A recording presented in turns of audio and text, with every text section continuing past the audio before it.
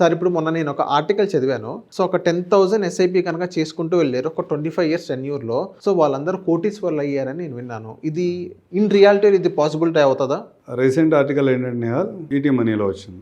All equity mutual funds 25 years అయితే ఎవరైతే complete చేశారో వాళ్ళందరిలో ఎవరైతే ఇన్వెస్ట్మెంట్ చేసి 25 ఇయర్స్గా కంటిన్యూ చేస్తున్నారో మినిమం 10,000 ఎస్ఐపితో స్టార్ట్ చేసి డే 1లో ఈ రోజు వరకు కంటిన్యూ చేసిన వాళ్ళ రిటర్న్స్ గురించి ఒక ఆర్టికల్ పబ్లిష్ అయింది. వాడు ఏం చెప్తున్నాడంటే 36 equity mutual funds 25 years complete చేసుకున్నాయి.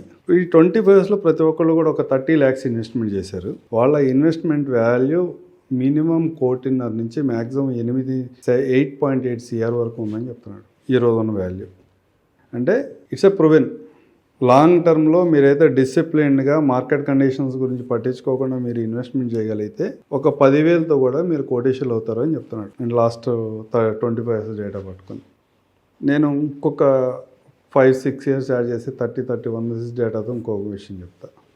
ఒక 12% రిటర్న్ జనరేట్ చేస్తాం అనుకుంటే ఒక ఈక్విటీ మ్యూచువల్ ఫండ్లో ఏదైనా ఇన్వెస్ట్మెంట్ చేసి ఒక 10 years పాటు మీరేమీ ఆ మనీని విత్డ్రా చేయొద్దు. ఓకే, 10 years తర్వాత నుంచి ఒక 11th ఇయర్ నుంచి 28th ఇయర్ వరకు, లేదా ఎడ్యుకేషన్ ప్లాన్ అనుకుందాం అనుకుని దీన్ని ఎడ్యుకేషన్ ప్లాన్గా కన్వర్ట్ చేద్దాం.